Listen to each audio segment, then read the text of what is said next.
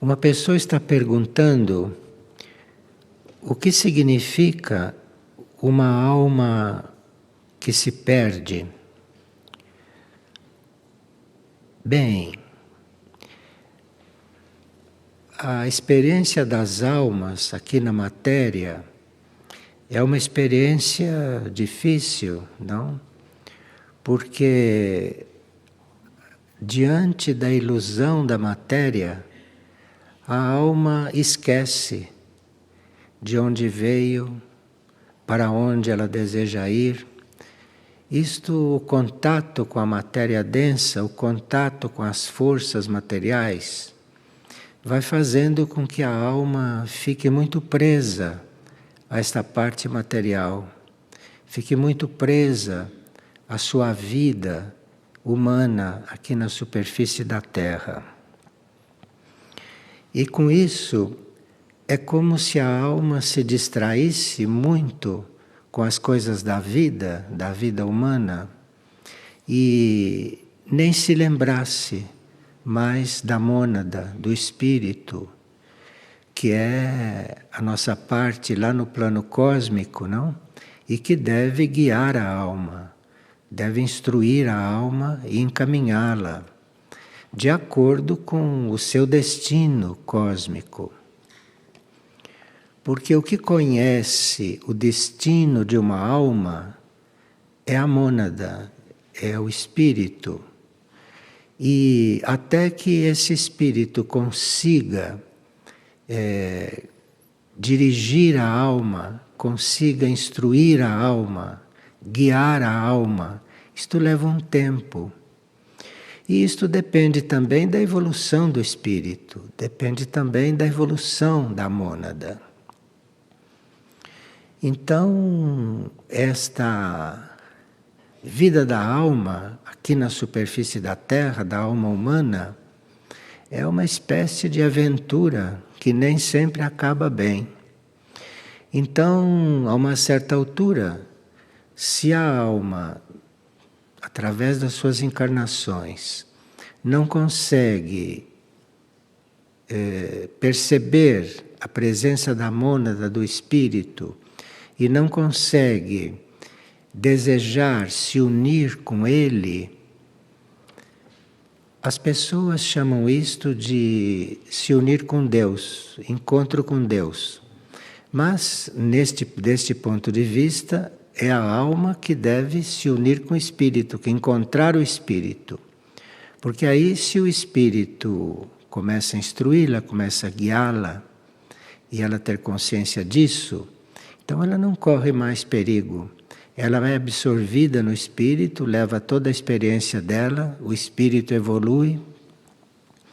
Mas isso é uma parte da vida das almas, e é uma forma da gente considerar a vida da alma que não é muito comum, porque a humanidade em geral, a massa humana, não tem preparo para estas coisas. A massa humana está muito envolvida, muito iludida e muito influenciada por tudo aquilo que é a vida humana. E a maioria dos seres humanos não percebem, até esse ponto, não percebem que a sua vida é outra. Não percebem que estão aqui para fazer uma experiência, para recolher a experiência, ou para se purificarem, ou para aprenderem aquilo que o planeta Terra tem a proporcionar. Não percebem isto e acham que a sua vida é aqui. E aí se perdem. Porque se nós não somos guiados pela mônada, se não somos guiados pelo espírito, corremos muitos riscos. Porque achamos, primeiro, que somos daqui. Não temos a visão dos planos internos da vida. Não temos a visão dos outros níveis de consciência de que dispomos. A maioria está restrita ao plano mental, ou ao plano emocional e ao plano físico. A grande maioria não tem uma consciência intuitiva e também não tem uma consciência espiritual, não vive nas dimensões espirituais. Por isso é que o ensinamento esotérico e as instruções que a hierarquia nos manda estão sempre repetindo isto, não? Que a gente deve se voltar para o alto, deve se voltar para a mônada ou para Deus, na linguagem que todos compreendem. E isto é um trabalho. Então, a uma certa altura, se esta alma está completamente entregue à vida terrestre, a mônada, o espírito, se ele for, por exemplo, um espírito de primeiro raio, um espírito de vontade, poder, ele pode cortar o vínculo com a alma. E isto quer dizer que a alma vai se desintegrar. E se a alma se desintegrar, o que cosmicamente é um verdadeiro desastre, não? Aqui, se a alma se desintegrar, a mônada tem que recomeçar o seu processo a partir do reino mineral. Fazer toda a vida mineral, depois toda a vida no reino vegetal, toda a vida no reino animal, até chegar de novo no reino humano, para fazer outra alma.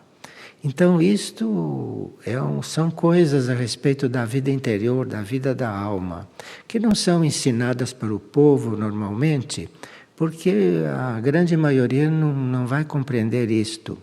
A grande maioria está completamente enebriada pela vida material e nem percebe, não chega a perceber, não chega a sentir, não é? Que a vida dela não é aqui, que a vida é no cosmos, a vida é no universo e que nós estamos em um planeta, na superfície de um planeta, de passagem. Nós estamos aqui fazendo apenas uma experiência.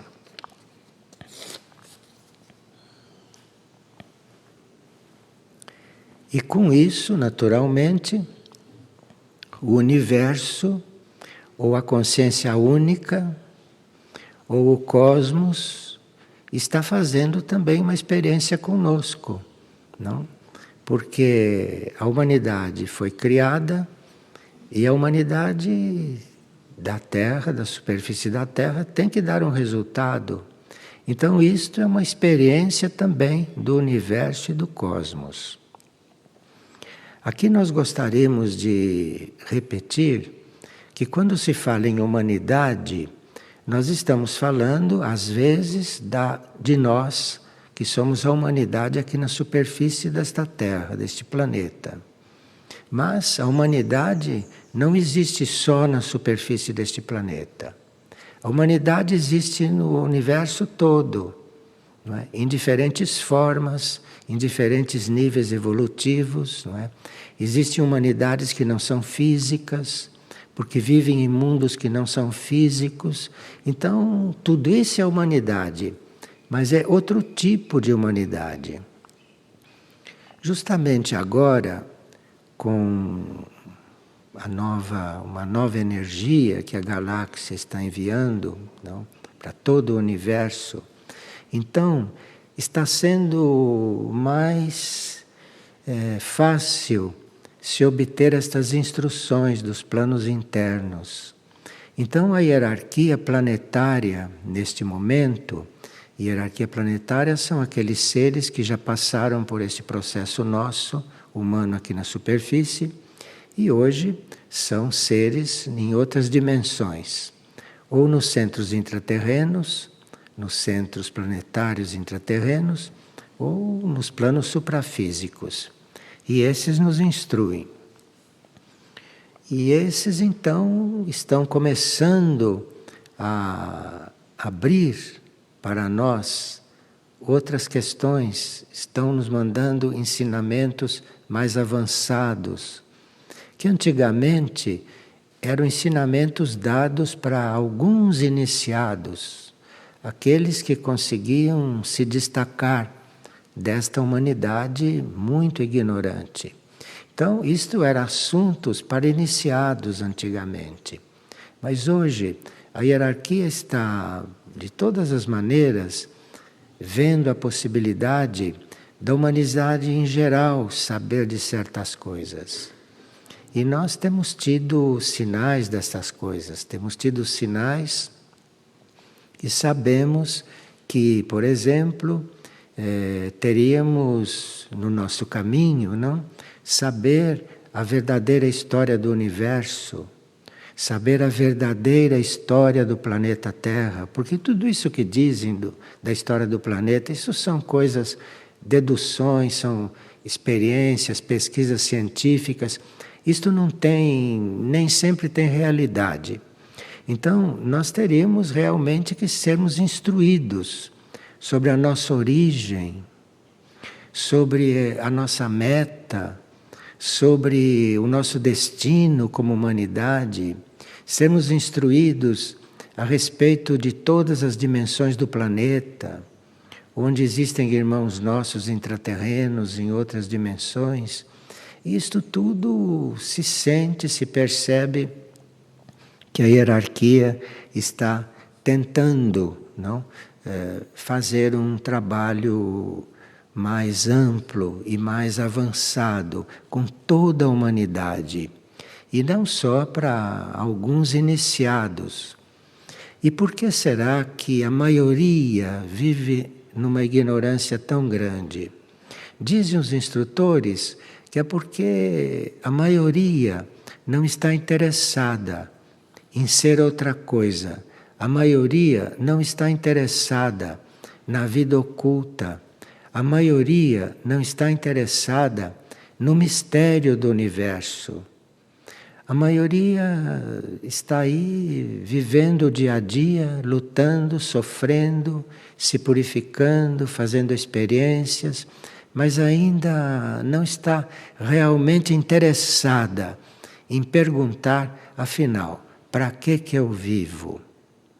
Aqueles que se perguntam para que eu vivo, eles têm uma resposta deles mesmos, às vezes até da alma.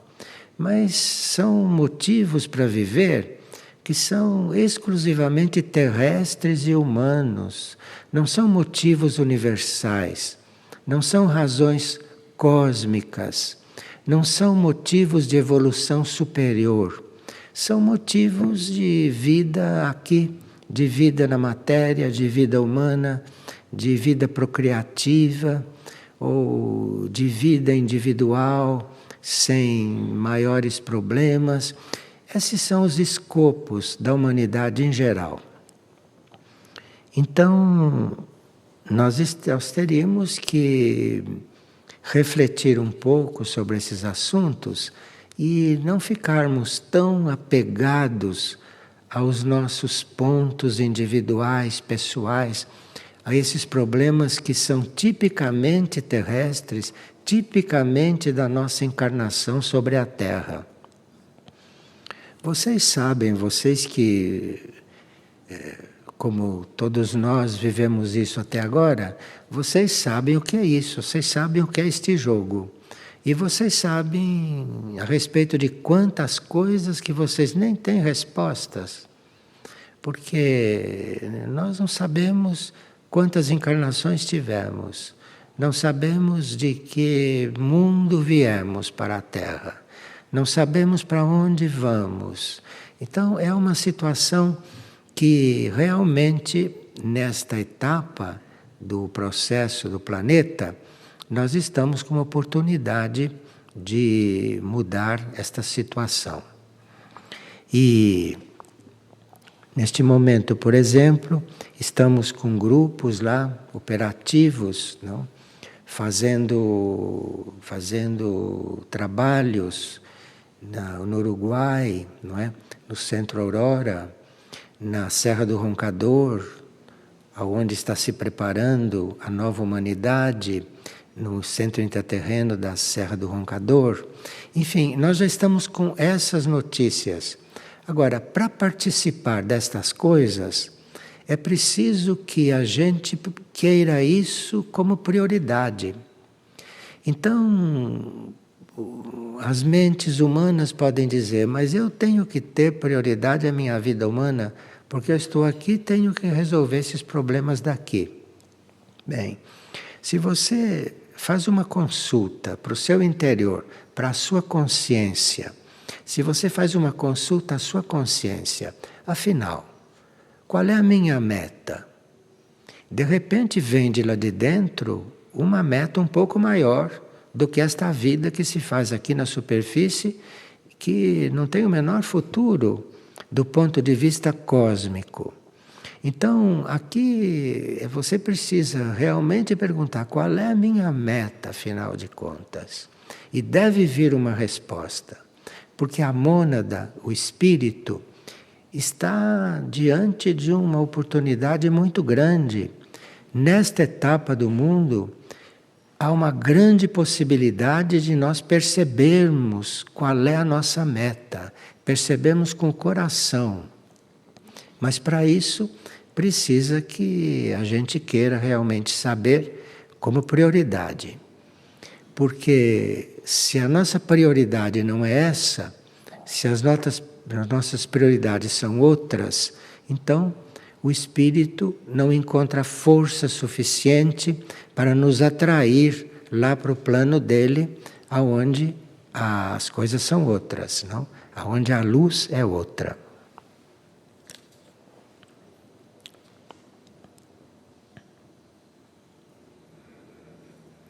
E aqui uma pessoa está perguntando: como a alma pode ser impura? Veja que as pessoas estão começando a ficar preocupadas com a alma. As perguntas já são a respeito de alma, são a respeito de mônada, são a respeito de vida cósmica. Então, como uma alma pode ser impura? Bem, nós que somos habitantes aqui da Terra, nós, muito antes da Terra existir, houve uma rebelião no universo. E a maioria de nós participaram desta rebelião. Então, essas almas, ou esses espíritos, têm essa marca, têm esta marca. Então, muitos chamam isto de pecado original, outros chamam isto de coisa imperfeita, mas a verdade é que houve uma rebelião e aqueles que não participaram da rebelião, provavelmente são poucos que não estão encarnados aqui, porque todos estão aqui para se purificar, não? Neste planeta. Então, estas almas vieram com este passado que nós não conhecemos, ou essas mônadas vieram com esse passado que nós não conhecemos. A psicologia terrestre, a psicologia científica, não chega nestas coisas. A psicologia cuida do aspecto humano das pessoas, não? Raramente leva em consideração o espírito, não é? Mas a psicologia não está preparada ainda para cuidar destas coisas. Então, resta aqueles que querem saber alguma coisa, ou aqueles que gostariam de tomar consciência do que são, não é?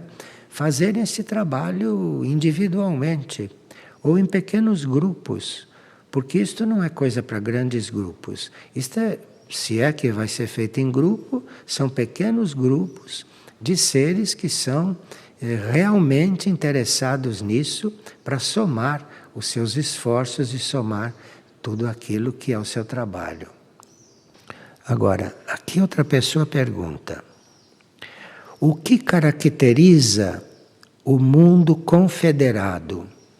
Porque nós sabemos que existe uma confederação de mundos, não é? E a Terra está se preparando para conscientemente, não é, participar desta confederação de mundos. Quer dizer, isso já é um assunto muito inusitado aqui nas coisas normais de espiritualidade. Mas existe esta confederação de mundos, os mundos confederados. muitos de nós provêm de mundos confederados, portanto devem voltar para mundos confederados.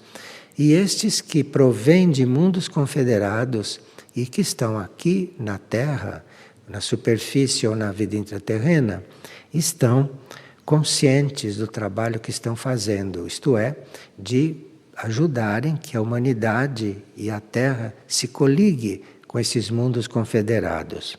E agora, pelo que se sabe, a Terra está sendo considerada um mundo confederado pela hierarquia espiritual que trabalha aqui conosco. E esta pessoa está perguntando o que caracteriza os mundos confederados. Os mundos confederados, para nós, do nosso ponto de vista terrestre, os mundos confederados são aqueles que se incluíram no trabalho do Cristo cósmico. Estes são os mundos confederados. E os mundos não confederados são aqueles que não se incluíram neste trabalho, ou não querem se incluir nesse trabalho, ou estão para se incluir quando conhecerem esse trabalho. De forma que o que caracteriza os mundos confederados é se eles se incluíram ou ainda não no trabalho cósmico do Cristo cósmico. Esse Cristo cósmico, para nós, é um grande mistério. Todos nós já ouvimos falar de Cristo cósmico, já ouvimos falar de Cristo planetário, já ouvimos falar de Cristo Jesus, não é? Mas são noções muito vagas e muito superficiais. O que é mesmo esse estado Cristo no cosmos, para nós ainda é um mistério. Mas chegaremos lá, porque parece que a hierarquia está em vias de começar a nos instruir sobre essas coisas. E então, nós estamos na linha de sermos um planeta confederado, isso se sabe, tanto assim que a hierarquia está presente aqui, a hierarquia cósmica está presente aqui. Então, isto é o que vai acontecer mais cedo ou mais tarde. Agora, esta mesma pessoa pergunta: como se dá a transição do reino mineral para o vegetal, do vegetal para o animal e do animal para o humano? Bom, enquanto no reino humano cada um de nós é uma alma, cada um de nós é uma alma e não existem duas almas iguais. No reino mineral, no reino vegetal e no reino animal, quase todo, o que existe é uma alma grupo. É uma alma grupo que contém todos os vegetais, todos os minerais, todos os animais. Então, isto é alma grupo. Então, a alma grupo mineral, ela se manifesta num determinado mundo, que pode ser físico ou não. Quando esta alma grupo mineral desenvolve-se e desenvolve, portanto, os minerais naquele mundo no máximo grau possível, então esta alma grupo pode levar aquele trabalho para um outro mundo. E assim ela vai, a alma grupo mineral vai de mundo em mundo desenvolvendo a sua obra. O mesmo acontece com o vegetal. O reino vegetal é uma alma grupo e que desenvolve todos os seres vegetais que tem uma alma só, que é a alma grupo. Um mineral e um vegetal não têm consciência de que existe, como nós temos. Nós temos consciência que existimos. Um mineral e um vegetal não têm consciência que existe. Ele está dentro de uma alma geral, uma alma global, uma alma grupo. E esta alma grupo é que sabe o que fazer com cada ser do reino mineral, com cada ser do reino vegetal. E o mesmo para o reino animal. Existe uma alma grupo animal. Agora, a alma grupo animal, quando chega a desenvolver certas espécies, até um certo ponto, então esta alma grupo animal individualiza um ser, isto é, começa a criar no ser uma alma. E não, no reino animal, quando um ser começa a criar uma alma, ele já não está mais dentro da alma grupo. Ele está mais se preparando para viver individualmente. Então, por isso que é muito importante o contato do reino humano com os animais, principalmente com aqueles que já estão desenvolvendo esta sua própria alma. Porque é com a estimulação humana que essa pequena alma vai surgindo ou vai crescendo dentro do animal. Agora,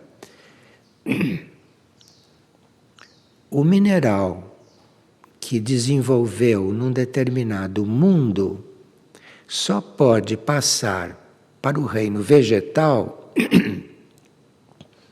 só pode passar para o reino vegetal em um outro mundo, não no mesmo. Então, todos os animais que estão no planeta Terra e que já são individualizados, já têm uma alma dentro de si, ou um começo de almas, não vão ser reino humano no planeta Terra. Eles terminam seu ciclo de animais aqui e vão ser humanos em um outro planeta, em um outro mundo. Que isto é o esquema, isto que a pessoa está perguntando. Agora, como se dá a transição de um mineral daqui que vai ser vegetal num outro mundo? Ou como se dá a transição de um vegetal daqui que vai ser animal num outro mundo? Ou como se dá a transição de um animal daqui que vai ser humano num outro mundo? Essa transição depende de todo o plano evolutivo do universo. Porque essas almas grupos, tanto a alma mineral como a vegetal, como a animal, não é?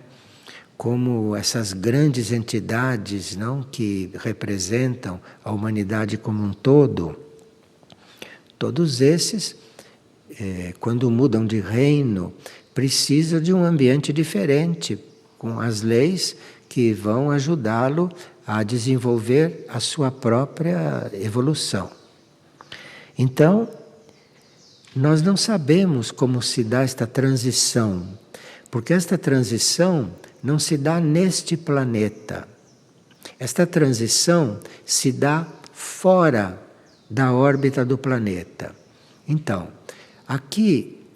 se um mineral já tem condições de transmigrar para o reino vegetal, esta transição não se dá num planeta físico, não se dá neste planeta, se dá fora do planeta, se dá em planos internos, se dá em outras dimensões, em outros planos de consciência. Então, isso que a pessoa quer saber, como se dá a transição, nós não sabemos porque não se dá no planeta. A transição se dá no espaço, se dá fora dos planetas. E depois que a transição se deu fora do planeta, é aí então que o ser vai para o seu planeta próximo. Está claro isso? Então todas essas coisas são coisas que fazem parte da ciência espiritual, fazem parte da ciência deste planeta também.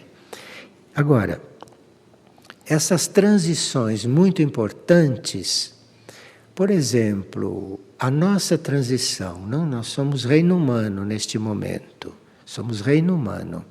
A nossa transição vai se dando gradualmente na nossa mônada, na nossa alma, no nosso espírito, não?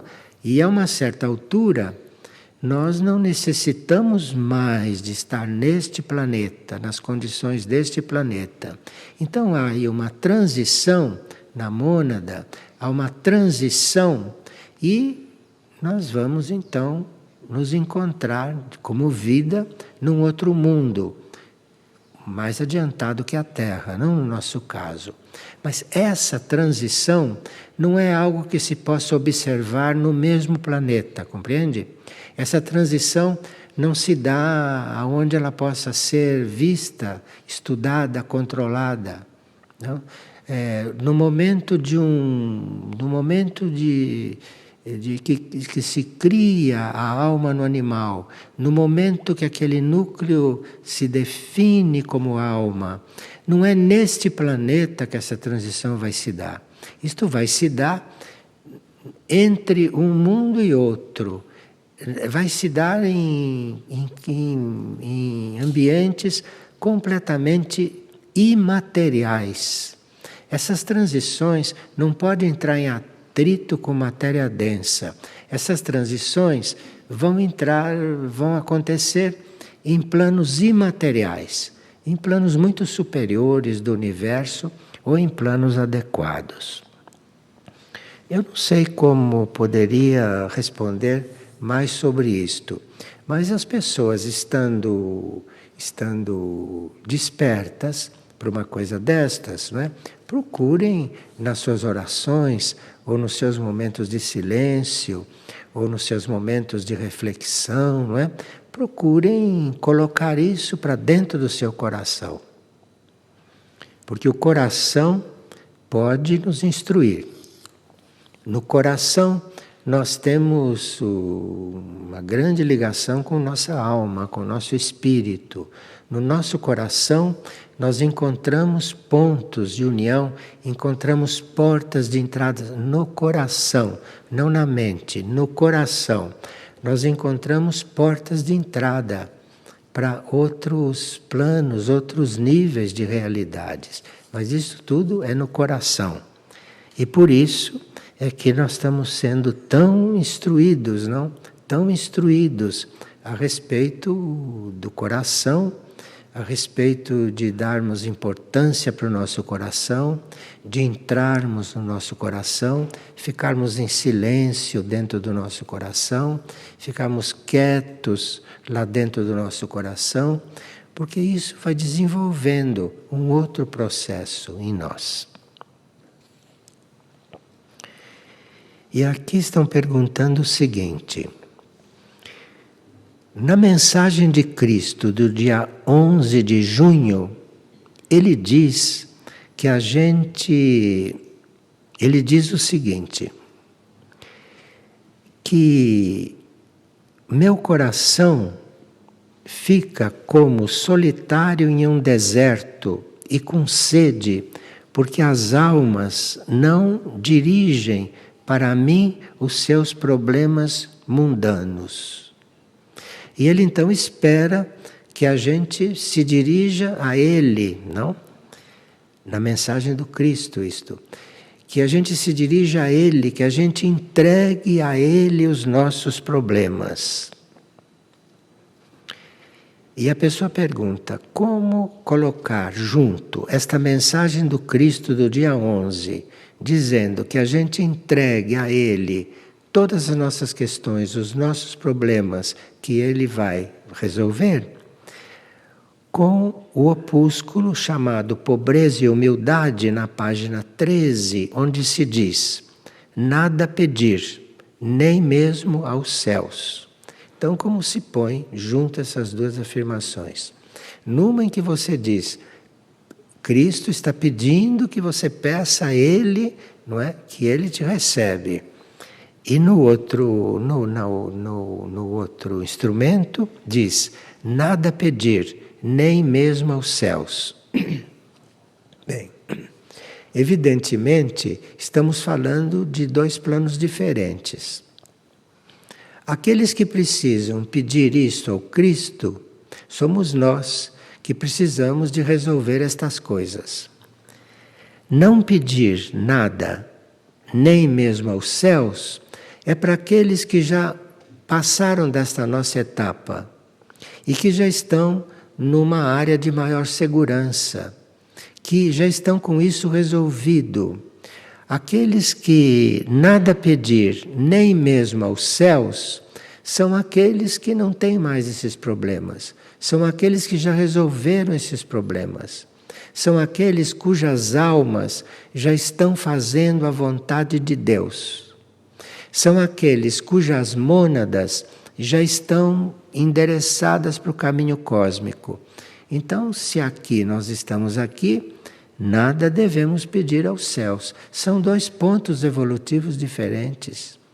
Num ponto evolutivo, nós temos que pedir ajuda. E como estamos atrasados como humanidade, Cristo está dizendo no dia 11 de junho que peça ajuda para Ele. Não poderíamos não estar mais nesse ponto, mas estamos ainda. Então Ele diz, peçam ajuda a mim, porque se não pedirem, não se pode dar. Não se pode impor evolução a uma pessoa. Não se pode impor que uma pessoa se transforme. Isso não existe na lei espiritual. Então é preciso que a gente queira. E ele diz então que a porta está aberta. Esses que nada devem pedir, nem mesmo aos céus, são aqueles que não têm mais esse assunto para resolver. São aqueles que já estão na vida de serviço, bem conscientes, que eles estão doados ao serviço, estão consagrados a Deus, então não tem mais nada que pedir aos céus. São dois pontos diferentes. E nós temos que, com muita humildade, não é, procurar compreender o nosso ponto, até o ponto que podemos compreender, e reconhecermos o nosso ponto e sermos sinceros na nossa vida interior. Isto são coisas que a gente reflete no silêncio, não? Tem um trecho da Bíblia até que diz, feche a porta e ore ao seu Pai em segredo, não tem isso lá? Isso é para gente que quer realmente fechar a porta e conversar com Ele direto. E aí você faça isso e converse direto.